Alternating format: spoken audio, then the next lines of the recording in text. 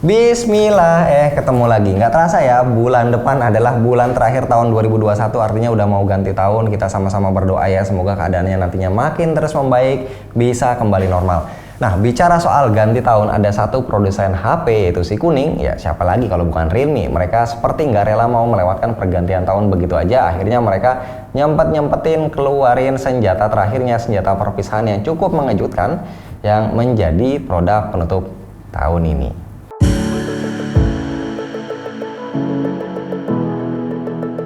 Produknya bukan flagship karena kemarin mereka kan baru aja rilis GT Neo 2 sebagai flagship. Kali ini yang datang adalah Realme 8i dengan positioning untuk makin meramaikan segmen mid-low.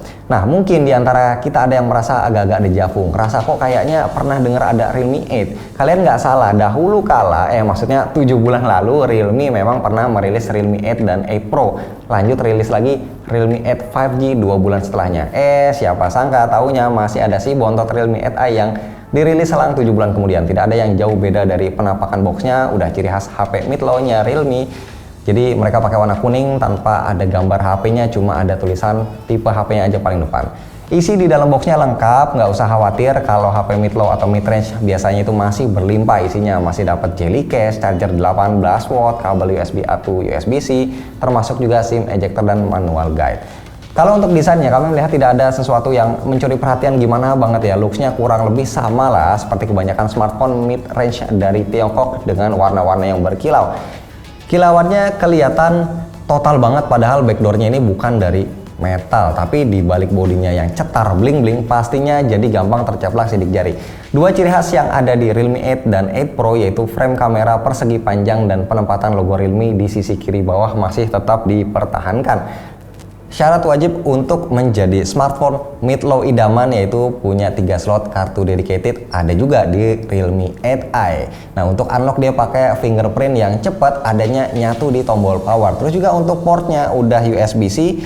Pasti ya secara dirilis akhir 2021 nggak lucu dong kalau masih pakai micro USB.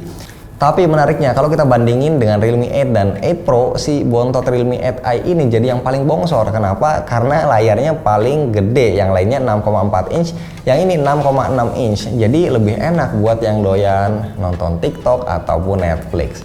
Cuma begini, kalau dulu Realme 8 dan 8 Pro itu kan cuma punya refresh rate 60 Hz. Nah, Realme 8i walaupun panelnya masih IPS tapi refresh rate udah 120 Hz. Terasa agak overkill, layar 120 Hz buat sebuah HP seharga 2 jutaan. Tapi ya alhamdulillah aja udah dikasih, kita tinggal nikmatin aja fiturnya. Next, yang juga cukup menarik perhatian adalah penggunaan chipset Helio G96. Dari angkanya ini lebih tinggi dibanding G95 yang dipakai Realme 8. Apakah lebih baik? Nah, kita lihat untuk susunan CPU-nya sama persis antara G96 dan G95. Jadi kemampuan komputasinya sama. Lalu dari GPU-nya ternyata justru downgrade. G95 punya Mali G76 MC4, sementara G96 punya Mali G57 MC2. Kalau kita lihat dari skor Antutu, untuk GPU-nya memang lebih kecil. Tapi jangan salah ya, Helio G96 masih punya dua keunggulan. Pertama, dia udah support resolusi kamera up to 108 megapiksel. Yang kedua, dia juga udah support refresh rate up to 120 Hz untuk layar.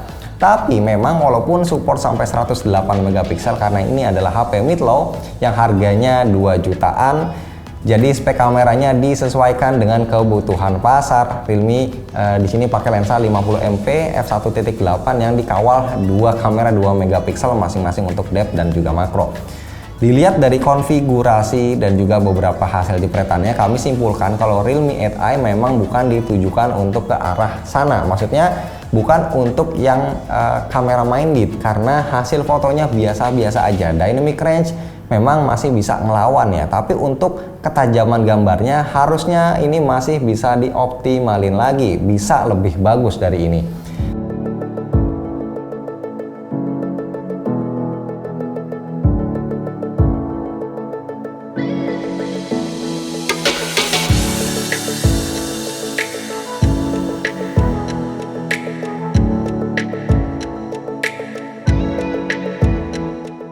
Kita coba untuk perekaman video ini di Full HD, jadi tidak bisa memilih frame rate ya, cuma ada 720p atau 1080p.